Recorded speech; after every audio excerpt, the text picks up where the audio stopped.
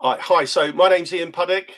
I run a small plumbing company in North London and a small gin distillery. And Steve, next to me that way, is a former director of the Ministry of Defence's policy unit, also a Royal Navy Commodore. He's bound by the Official Secrets Act, but my plan is if I give him enough NATO gin, we'll get him talking. We'll get him talking. He needs no encouragement.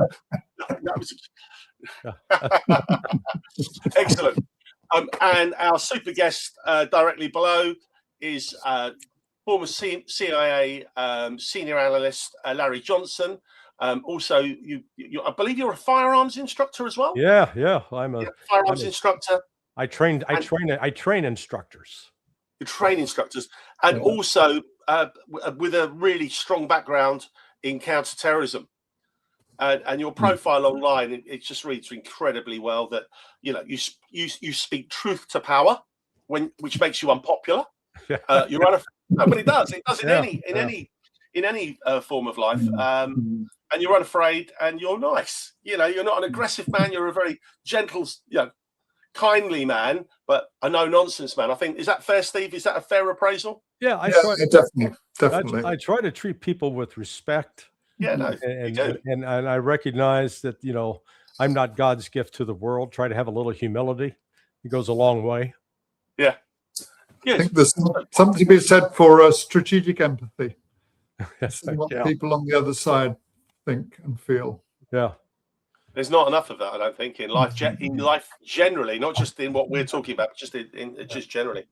So we're going to talk about Iran. Obviously, it's the subject of the hour. I personally believe the decision has been made to go in and attack Iran. And I'll tell you, I'm not a military man, so it's based on nothing. But when I say nothing, it's based on speaking to various colonels in NATO. I've got good relationships with the Ministry of Defence because I supply them. They're coming here in a week and a half, a load of them, not for a jolly, but on business. And also a very senior officer. Obviously, I've mentioned the name before to Steve, and I believe Steve knows the gentleman. And the decision has been made. The decision has been made, and we're going to talk about propaganda as well. But I think, as a layperson, why the decision has been made is because there's a plan.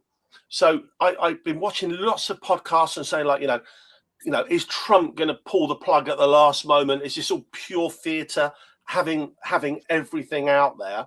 And obviously that could be a massive tactic, and that would make sense. But I think the real plan is to look at what General Wesley Clark, the Allied Supreme Leader, said 25 years ago, back in 2001, that America was going to take out 7 countries. They've taken out 6, and the only one now that they haven't taken out as part of this overall plan is Iran. And I tell you what, they're not going to get a second bite of the cherry. Now is the time to do it. Now, I'm not agreeing with that. Obviously, I don't want that to happen. But for those reasons, and Trump must be under immense pressure. I don't know Trump, but I listen to people like McGregor and yourself and other people that do actually know Trump, and just say that his natural place isn't war, but he's surrounded himself by neocons and all of these people that are absolutely pro-war. And I just wonder what your thoughts are on basically what I've said with that context. Let's assume you got 2 dogs. One's a pit bull, one's a Rottweiler, and you got a tug toy in the middle. Donald Trump is that tug toy, okay? You got the Zionist crowd on one side jerking, and the other, and the MAGA crowd on the other side saying, "Hey, you promised never to take us to go to war again." We will know. I agree with you that there is the full intent to go to war. The problem is figuring out when and how to pull that trigger. I think the final indicators we will have is when you get a flurry of NOTAMs, notice the airmen that are issued, saying stay out of Jordan, stay out of Turkey, stay the area. We don't have that yet. Secondly, when you start seeing the evacuation of non-combatants or non-essential personnel from embassies. They've started that in Lebanon today. Reportedly, they're doing it in Qatar. It was either Qatar or Oman, the Russians. But the big one that I would key on is Embassy Baghdad, U.S. Embassy Baghdad, and frankly, British Embassy as well. When you see the other embassies are saying, okay, I think it's time to be moving on, we'll know it's getting close. You mentioned the propaganda, and that's what's really so phenomenal, how the Western audience is being manipulated to believe a number of lies. And frankly, those lies are going to come back to bite us in the rear end, because it means ultimately we're underestimating the capability of Iran now to retaliate and to endure. And the easiest, I can offer you a benchmark, like everybody to step back and look at how much ordnance, missiles, drones, fixed wing aircraft bombs that Russia has delivered on Ukraine in the last 4 years. I mean, it's a phenomenal amount. And Ukraine is 1/5 the population, or 1/4. Yeah, it's tiny. Population of Iran. Compared to Iran, and it's 1/3 the size, the physical size of Iran. So just explain to me how the United States, using a bunch of F-35s who have a combat radius of 600 miles, or will only be able to penetrate about 200 miles into Iran if they can, before they have to turn back, are going to turn the tide and defeat an army that's already they've already fought another Western proxy, which was Saddam Hussein back in the 1980s. Explain that one to me. Explain to me how the United States, with 2 aircraft carrier strike groups in the Red Sea, with 5 destroyers, or I guess there's 4 destroyers and 1 cruiser, and complete air supremacy over the Yemen, over the Houthis. Yeah. We're unable, after 7 weeks of air attacks and missile attacks, to stop the Houthis. So explain to me how we got 2 different examples of benchmarks of military activity not delivering a knockout blow. And then all of a sudden, here's Iran that, by comparison, let's look at the Houthis as like a youth league football team in England. And the Iranians is Manchester United, okay? That's the difference. And if that youth league football team could basically kick the U.S. ass, I think the United States is in for something more formidable than they are currently planning. And one last point on the lie front, or actually there are 2 lies. The first lie is being fed that there is enormous public opposition to the mullahs. The people, 80% want to get rid of them. That number 80% comes from a firm based in the Netherlands that's working with another group based in Canada, both of which are funded by the National Endowment for Democracy and USAID. So I don't know. You get what you pay for, right? Yeah, 100%. 100%. And then the last is this lie that is perpetually told that Iran's the #1 sponsor of terrorism. And all I can say is went back to my old organization, the Office of the Coordinator for Counterterrorism. It's put out an annual report on terrorism under different titles since April of 1990. So I showed up at the office in November of 89. So I was there when the first one came out. And what it shows over the years is that over 80% of all international terrorist attacks have been carried out by Sunni extremist groups that have no ties whatsoever to Iran. They are, in fact, funded by Saudis, private individuals, Qataris, Emiratis, Kuwaitis, not Iran. Iran doesn't even appear on the list. And in terms of the body count within Israel, it's not, again, my source, it's not even CIA who collected the information for state. It's the Israeli Foreign Ministry on their own website. They list every single attack since August of 2000. And I got OCD when I see stuff like that. I went down and had them assembled into a database, a spreadsheet. 672 attacks over 26 years. Of those, only 105 are attributed to Hamas. Total casualties out of all those attacks is less than 1,500.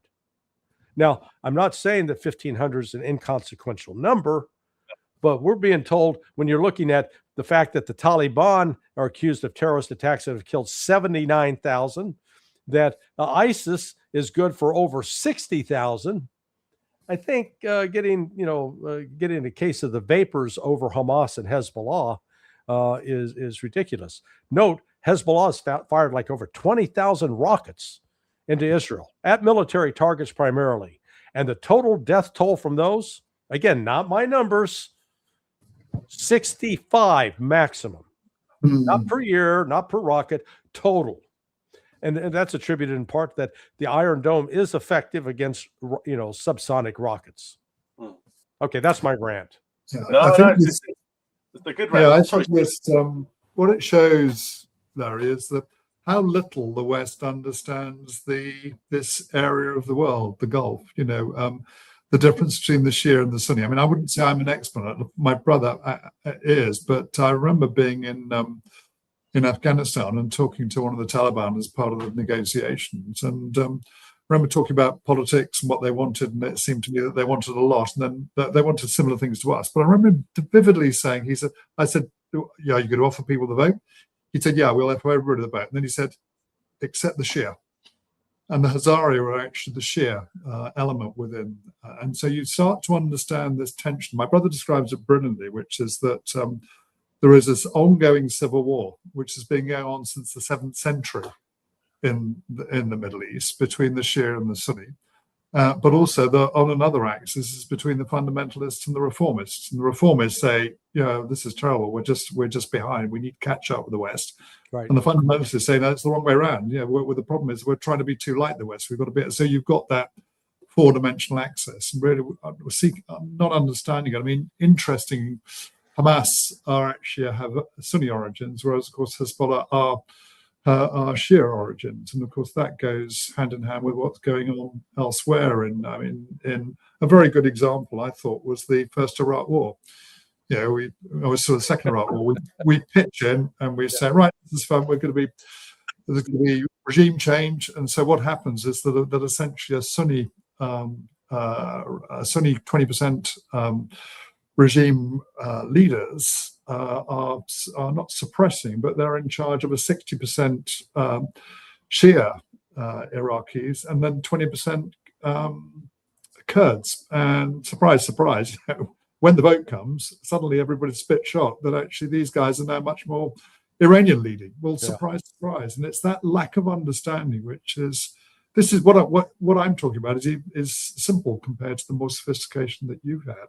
But without understanding the context of these places, we're always going to screw things up. We're always going to do it. And my view is the first if you're going to intervene, if there's even this a good idea, the first lesson is first do no harm.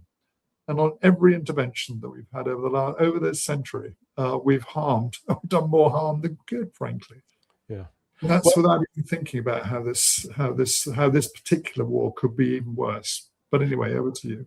Well, yeah, because you see the mullahs back in on March of 2003. The United States is invading Iraq, and we're getting rid of the Ba'athist regime, a Sunni regime, and we're putting Shia in charge.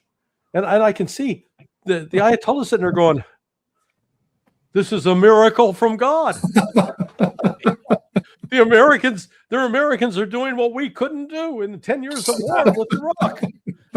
Allah be praised, And I was still working with JSOC and SOCOM quite a bit back then, and I remember, God bless them, but even the leaders of JSOC, and we go back to Stan McChrystal and Bill McRaven at the time, they didn't understand the difference between Sunni and Shia. Their attitude was, one Muslim looks like all the Muslims, and they had no real understanding of history and what they were dealing with, and so we perpetuated you know, we just created the problems for ourselves. I mean, I think I've told you before, I was personal friends with L. Paul Bremer, Jerry Bremer. And our friendship was broken over this whole Iran mess because, you know, he was just arrogant, ignorant, and didn't have any desire to learn. I tried to connect him with what was one of the preeminent military officers who understood the Middle East at the time, which is a fellow named Walter Patrick Lang, Pat Lang. Pat set up and taught the first 2 years at West Point the Arabic program. Pat had been was also then defense attaché to Yemen and to Saudi Arabia, and he was later in his career he was the chief of the Middle East division for DIA. So the guy forgot to mention, he hand carried intelligence to the Iraqi government after the Iraqis got annoyed with the CIA, refused to deal anymore with the CIA. They'd only deal with Pat. And so when I tried to connect Pat to Jerry, he said, hey, you know, talk to him. He goes, no, I don't need to talk to him. The rest is history. Yeah. It's the same, I think, with trying to understand the Iran regime, and you know, people see it as a sort of unitary, a unitary thing which is sort of suppressing everybody. Yeah. But actually, it's quite complicated. You know, it's a complicated religious stroke political thing, which it was democracy. It was the democracy before we overturned. Overturned it. Yeah. But you know, with that, of course, and one of the things about the Shia is that they're used to bearing pain. You know, it's sort of it's written into their sense. So of course, if and when the trigger is pulled, and it'll be interesting for us to explore what that might look like. You know, all they've got to do is survive, and I'm sure that 90% of the population will rally around them. Yeah. And just how long will America, but more interestingly, how long will Israel survive? Because that's the $64,000 question. Yeah. Well, let me put something into context and get your guys' reaction as well. You were not in the United States to witness the reaction of the American public to the 9/11 attacks, but those attacks brought a temporary unity anyway, uniting Republicans, Democrats, and independents. I mean, it was really the whole partisan divide disappeared for a little bit. Unfortunately, it didn't sustain. When you look at Iran, they've only been attacked really significantly 2 times in the last 46 years. The first was when Iraq, with the strong encouragement of the United States, carried out the attack on Iran, started what was a 9-year war. Yeah. And then the United States supplied precursor chemicals that were used for mustard gas. That affected that generation of Iranians in terms of building national pride.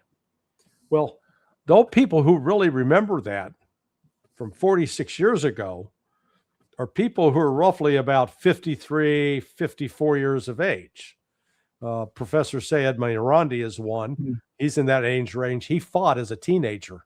He received 2 combat wounds in the process, including a mustard gas attack. What happened last June with the surprise attack by Israel had the same galvanizing effect on the Iranian public. And the West has refused to accept or acknowledge that. Now, I'm basing that in part on, Morandi has told me about that, but then I'm friends with, you may know this podcaster, Nima Al-Rashid. Yep. So in Nima, he's been away from Iran for 12 years. So he's not been in Iran until he went back 1st of January to visit family and spent roughly 2 months there traveling around. He said, it's unbelievable, the change that has taken place. And he says there actually is a unity there now and a national pride that he didn't recall when he was there 12 years ago. And so this attack last June inadvertently did it. And then this recent attempt freely admitted by the United States, that we unleashed an economic war on them to provoke protests, to provoke riots, and then inserted operatives into the country to try to touch off a color revolution. That further reinforced the sense of outside attack. We've got to protect ourselves. And then we got all this rhetoric from the United States. We're picking a fight with some, you don't poke the bear and wake it up if you're trying to steal its food. No. Can Iranian hypersonic missiles hit the US fleet? Yes. This with Steve. Yeah. In fact, reportedly, the Chinese have also delivered some missiles that are tied into their satellite network so that they can actually identify a ship on the move and hit it. Because as the good Commodore knows, that's a difficult, for conventional weapons, that's real tough to do. But through combination of drones and such, oh, absolutely. And I had a question for Steve with respect to the naval tactics, because I think they're largely going to be irrelevant with whatever happens here for this reason. The ships right now are staying, the carrier strike group is staying about 1,000 miles offshore. And last I checked, the Tomahawk cruise missile has an effective range of 1,000 miles. So it's like, if you're 1,000 miles offshore and your target's more than 1,000 miles away, you're not going to be terribly effective. Does the British Navy have anything comparable to this crazy system the U.S. has installed, these vertical launch system cells that they can fire, and then basically you can't reload at sea, you have to go to port? Yeah, they do. What you're talking about is the Mark 41 vertical launcher, and essentially what you've got there, Larry, because in many ways it's quite a good idea, because the magazine is the launcher. So you can have 90, and usually 48 forward and 48 aft. So you've got 90. What's that? 96. 96. Yeah. Wouldn't believe I had a degree in maths, would you? But some of the Mark 48s, Mark 41s as well, they have, from memory, they'll take 4 weapons, so they're 4 shorter range weapons. But you can swap out Tomahawk, you can put air defense missiles in there, even put torpedoes in there. So in principle, it's a good thing. But again, if the Chinese missiles are, and you will know better than me, but if they're able to actually hit ships at range, that's a big deal. Yeah.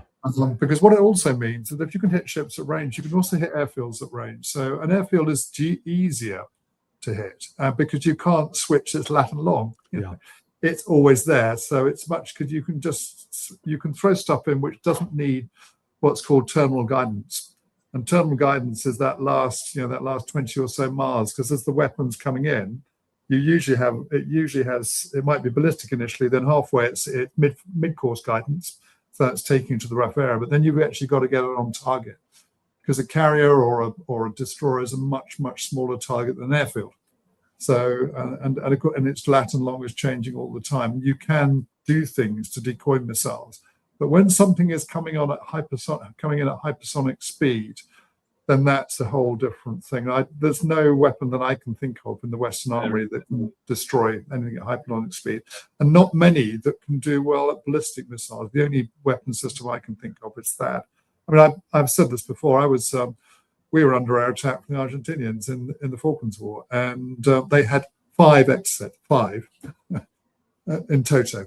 Whereas what we're talking about here it's like being in one of the old Space Invaders. You remember the Space Invaders thing, and you have 1 or 2 missiles coming down. Yeah. Imagine that. I was an anti-air warfare command. Imagine that, where you've got hundreds coming in, and that volume will defeat almost any system that I can think of. Even if you can shoot them down, because usually 2 missiles per target. Per incoming target, so the maths just doesn't add up. So to me, if the US Navy want to try this one out, then I would be very nervous as the strike group commander of those teams. Well, it's almost like we've constructed a system that is predicated on an assumption that we're only going to be fending off 2 or 3 attacks possibly, and that we're not going to be in danger of rapidly depleting our missile supply. I mean, it's a change in the nature of warfare, really. And we've seen it in the Russia-Ukraine war as well, which is just that when you've got the industrial production to pump out kit cheaply, and which is good quality, like the Russians can, and the Chinese for that matter, and no doubt the Iranians, then suddenly your industrial capacity overwhelms whatever technical advantage the defenders have. So suddenly the advantage in this case goes back to the attacker in this case. But of course, the issue I think is that if you're trying to attack in, I mean, the one thing that I would expect them to use, if they do, they are strategically foolish enough to do this, I'd expect them to use submarines, because some of the boomers, the big the SSBNs, have been converted to fire tomahawks and large amounts of tomahawks, and they're much more difficult to get at. So they can fire with a reasonable degree of impunity. But if the majority of it's, because you'll soon use up those tomahawks, and if the majority of it's going to be done by air, then actually not only is there a range issue, there's also a penetrating the air defense issue, and we don't really know how good the systems that are in place. If it's the S-400 or Chinese equivalents, and they've got the capacity to see stealth aircraft, and the only stealth aircraft on the ships are on the Abraham Lincoln. The Ford doesn't have them, doesn't have the F-35s, but the Lincoln, I think, has a squadron of F-35. And the issue is, are you going to lose some of those? I would be surprised if not. And imagine how that's going to play back. And again, if you've got that, and you've also got the airfields, which we all know where they are. I mean, I wouldn't surprise me at all if the Iranians, if they've got the range to do it, hit Cyprus. If they've got aircraft running out of there, I mean, why wouldn't they? Right. So those airfields, you do a lot of damage to aircraft and airfields. The last time an aircraft carrier was hit in action was in 1945. The last time that an airfield was hit in action was last year, I think, Qatar. And certainly, I remember being in Kandahar in 2006, I think it was, 7. And 2 Harriers had just been taken out with a very cheap missile, a very cheap rocket fired, but Chinese rocket fired by the Taliban. Took out 2 Harriers, So that's what we're dealing with here. So this has all the makings of a strategic disaster to me, unless there is something that the US have got secret up their sleeve, Larry, which I'm not aware of. Tactical nukes. Yeah, yeah. I think tactical nukes are sort of a Hollywood solution.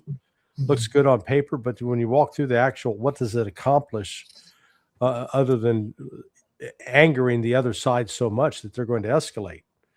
I mean, right now we're looking at the possibility that Russia may actually be launching an Oreshnik at the UK because of that latest missile attack that took place 2 days ago. That the Russians are blaming the Brits for that, and also blaming MI6 for the attack to attempt to kill their number 2 military intelligence officer. This, I think we're strategically at a point where the aircraft carrier, which was, a wonderful, proven tool in World War II, but demonstrated its real vulnerability in the aftermath of the battle at Okinawa and around Japan, that a committed pilot could do real damage. That now the technology has surpassed it, and the aircraft carrier it's akin to using horse cavalry, trying to use horse cavalry in World War II, when you're up against machine guns and modern modern tanks. They didn't stand a chance. They may have been great in the 19th century, but technology has bypassed it, and it's the same with the aircraft. That the carriers now have to be kept so far offshore. Again, if they're kept 1,000 miles offshore, and the combat radius of an F-35 taking off on the decks of that carrier, hello, they still got 400 miles to go. And then it gets into, you got to bring in the tankers. Whereas if the Chinese radar that's been supplied to Iran reportedly can detect stealth aircraft out to 420 miles. Yeah. let's say if it's posted on shore, you got a 420-mile range. Well, hello. That means you're going to detect those planes about an hour out, and you're going to be ready for them. Yeah, I mean, what it's even more fundamental in a way, because it's not just the aircraft carrier; it's any surface ship. So amphibious operations, sort of sea denial operation, any surface ship. If you're able to attack, particularly using hypersonic missiles, any surface ship, then suddenly things change completely, and it changes the balance between what maritime nations can do, because it's always been the case that we had a very very clever Julian Corbett, who was a great naval strategist. He said the thing about navies, the key thing to a navy is it's what it enables your army to do. And of course, what navies now will not be able to do on the basis of this recent development is to support any sort of operations which are projecting large land forces abroad. Right. So what that means is that your ability to project power, especially for maritime nations, particularly the United States, was the supreme maritime nation, but also for other maritime nations. Britain is no longer a supreme maritime nation, but we've got a sort of intent to be so. I think there is a $64,000 question, which is why are the Chinese building carriers, and I wonder if they are able to seduce or do something about their own missiles, and I don't know. But anyway, it changes the balance of power in a way. It also means that the idea that anybody who thinks that Taiwan is defendable needs their head examined. I've never thought it was defendable. Anyway, sorry, Larry, Ian, I'm drawing us off track to Taiwan. No, I've got a few questions. I've physically attended NATO military committee meetings, so I'm not in the meeting. So it's on a Royal Navy base, so we take our passports in and we go in there. So they have their meeting. I'm not privy to any of that, obviously. And then all of the senior bods come out into a small auditorium, and they have teas and coffees, and I'm serving NATO gin and NATO rum, and having drinks, and I'm talking to people and asking questions, and just saying, I've seen this on the internet, I've heard this, what's really happening. And going back to the first one that I went to, which was in early 2022, they all came out serving drinks, and I said, can I ask what you talk about? I'm not asking you to break any secrets, obviously. You don't know me from Adam. But, what is this actually about? And they just said, well, there's a new NATO. This is back, as I said, in 2022. There is a new Indo-Pacific or Pan-Pacific new NATO alliance that's being formed, involving New Zealand, Australia, Japan, South Korea. And they've all signed up for war with China by 2029, 2030. Now, we're not a million miles from that right now. Right. And I just couldn't believe it. I just couldn't believe what I heard. And I said, really? I said, how are we going to do that? And he's, we've got to contain Chinese aggression. They're taking over the world and all this kind of stuff. And one of the guys, I won't say what country he was from. One of the guys said that they've got, Steve's heard all this before, that they've got US Special Forces doing live fire training exercises 3 miles off the from 3 miles off the mainland China on the Kinmen Islands. And they're blowing up things and machine gunning and helicopters doing all their stuff, or whatever it is they do in live fire exercises. I have no idea whatsoever. And I said, what's the point of that? And they said they're containing Chinese aggression. I'm not a military man, but it's a joke. It's a joke. And I said to the chap that said that, I said, but if China put a group of special forces off the coast of Florida, and they did live fire 3 miles off the coast of Florida, and they're blowing things up and helicopters and doing all this live fire training, what would the Americans do? He said, oh, they wouldn't tolerate that. and I didn't say anymore. I didn't need to say anymore. Yeah. But they couldn't see the irony of it. I mean, it's a joke. It's farcical. It's just so ridiculous. But what? Larry, I've got a question for you, which is just on just that point that Ian's made, is that I'm just astonished, or I'm still struggling to cope with the degree of propagandization of the West. And people often ask me, well, how many, and I've asked on previous podcasts, how many people believe the propaganda? And my guess is it feels, for all my conversations, about 80 to 90% people believe it, including the people who you think might know better, like senior military officers, intelligence officers. I'm just curious if it's the same in the States. Oh, absolutely. Is it really? Oh, yeah. In fact, when we go off air, I'll give you one name. I was sitting listening to, I've been part of a weekly group discussion, and on it was a new member, a retired 3-star admiral, and an individual that had, let's say, unique knowledge about Iran, that and yet this individual started commenting about how Iran has killed thousands of Americans. Now, the total number that are attributed to Iran or to proxies that Iran has used on the military side is less than 1,000. And that includes 663 that were killed by improvised explosive devices in Iraq. Now, I don't view attacks on a military target as terrorism. It's unfortunate if you're the military guy wearing the uniform getting targeted, it's not a good thing. But that's different from strapping a bomb on and going into a pizza cafe and killing a bunch of civilians. At least the military guys have a chance to potentially fight back.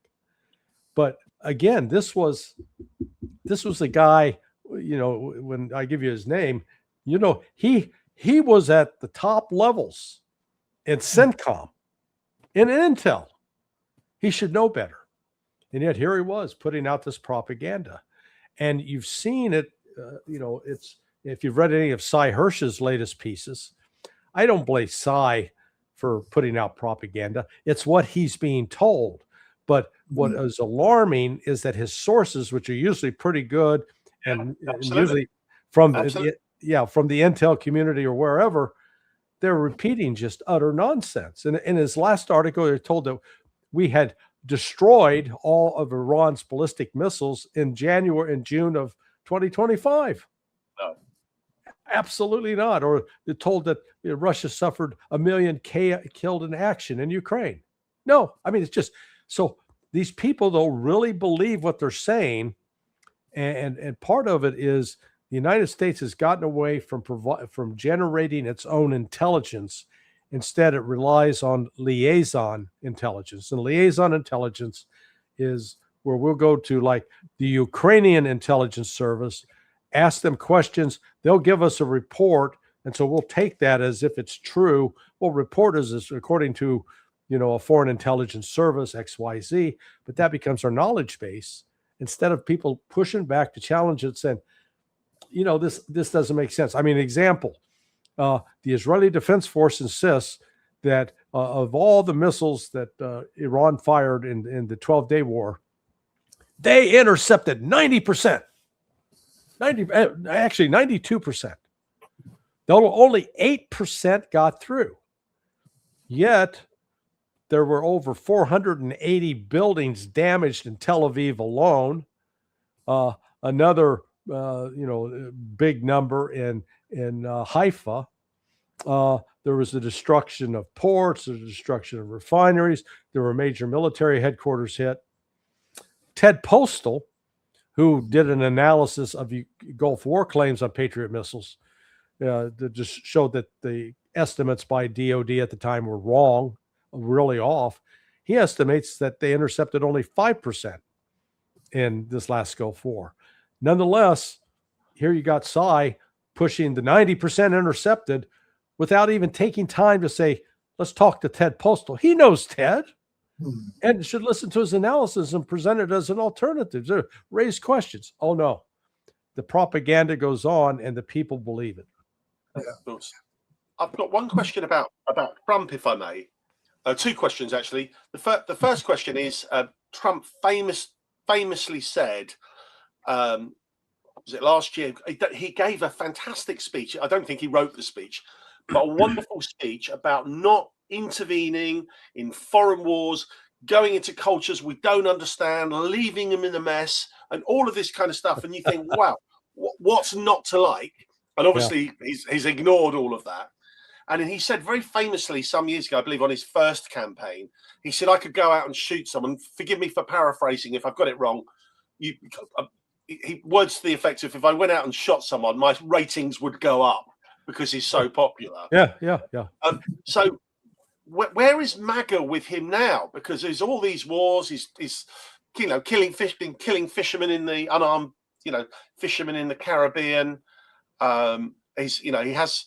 He's been obviously he's continuing to fund the war in Ukraine, and obviously the genocide in Gaza, arming the Americans, arming the Israelis to go and kill. It's just outrageous. It's just outrageous. Where's MAGA on this? Yeah, I've been in touch directly with one person who did a poll, indirectly with a person who's developed an AI tool for polling and getting in and finding out what the MAGA base thinks. Both have found similar results. Trump has destroyed his MAGA base. It is not supporting him at all. A few are, but he has alienated a significant portion of that base. And if he goes forward with an attack on Iran, and it turns out as I think it will, with the United States suffering significant casualties, they have, this is one of the things that Trump was told at the meeting yesterday at the White House. With there was himself, J.D. Vance, Raisin Kane, Dan Kane, the chairman of the Joint Chiefs of Staff, the deputy chairman of the Joint Chiefs of Staff, who's an Air Force officer, John Ratcliffe, the CIA director.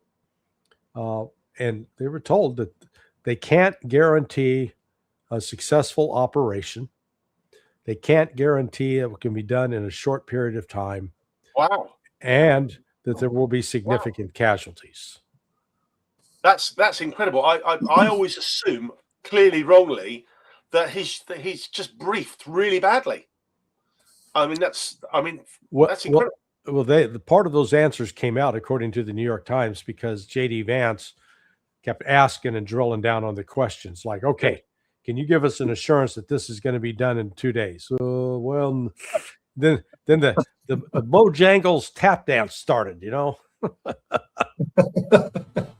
One final question, if I may, and we'll get you out of here. You've mentioned Iraq, you've mentioned Russia and China and some involvement. Can you expand on that? How much are they actually involved in trying to help Ukraine? Yeah, this is another area where I think the West is grossly underestimating. I'm sure what has happened. So prior to the June 13th attack by Israel, I said Ukraine. Sorry, I meant Iraq. Iran. Yeah. No, I understood. Both the Russians and Chinese had reached out to Iran because they had an idea of what was coming, and we used to have a television commercial when I was growing up as a young teenager in the United States. It was Excedrin, and a pain medication. And there was this mother and daughter interaction. And at one point, the daughter, with her headache, yells at the mother, "Mother, please! I'd rather do it myself." Okay, that was Iran. Iran was the cranky daughter to the Russian and Chinese. They went, "Oh, we can do it. We got this under control."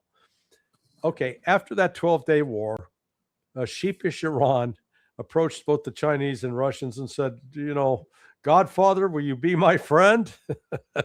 And both said, "Sure." And so the level of cooperation stepped up. The radars provided by China, the air defense systems provided by Russia. The big thing is the intelligence, surveillance, reconnaissance capability. And you saw that this last week with China, with didn't make a big deal about it, but they published on the internet, the social media, the pictures of the U.S. positioned defense systems at the various bases in Saudi Arabia, in Qatar, in Jordan. Then, a statement, just say, hey, look at this. Well, I guarantee you that if the minute Trump gives a go-ahead to launch the attack, and an attack, the planes lift off with a mission destined for Iran will likely at that point be able to launch its missiles, its drones, without waiting to get hit. So they're not going to be caught waiting on the ground. So this is the significance of this is that there have been high-level exchanges between Larijani with the Russians and the Chinese, with the defense ministers. So Iran is prepared now. And, the West has made no effort to hide what it's going to do. Yeah, we're coming after you. We're going to attack you. So they're dispersing their assets. And I'm sure, they've got some smart people that have been involved with combat operations for years. Are they likely to create some dummy mobile missile platforms? Absolutely. Are they going to create some dummy radar platforms that we think we're going to take out? Absolutely. And the problem the West has is we don't have unlimited supplies of these weapons. No. We've depleted a large amount of it, or we're certainly run it down low as a result of our operations in Ukraine. Yeah. So this is, I've always liked the movie A Bridge Too Far.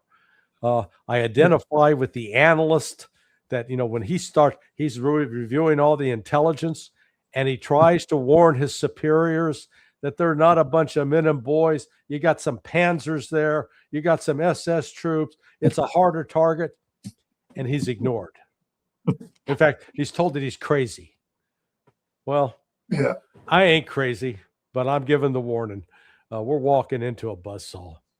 Yeah, it feels like it to me. I wouldn't surprise me at all if that release of information by the Chinese was deliberate. Oh, absolutely. Yes. It was messaging saying, okay, be ready. They've got 5 warships out there. Is that right? 5 or 6 warships out there? Who, the Chinese? Yeah. I think so. In fact, they were supposed to participate in this joint naval exercise with with Iran and Russia.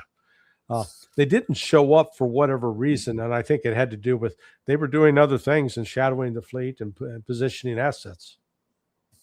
Interesting times. Yeah. Larry, thank you very, very much for joining us. You're a beacon of light in these dark times. Seriously, thanks for being so generous with your time. Listen, I enjoy chatting with you guys. Yeah. Sorry we missed the other Ian, but he doesn't bring gin. We'll have to do it. We'll have to do it in person sometime. But we're really like that. If you do break out the gin, it will be a lively chat. That would be a very good chat. New London 12-year-old whiskey. Okay, sounds like a plan. Thanks so much, guys. You're very welcome. Thanks so much, Larry. Take care now. Bye-bye. Bye. Cheers. Thank you. Hi, it's Ian from the Rebel Realists. Thank you ever so much for watching our podcast. Please could you like and subscribe and share? It will really help us try and get the message out.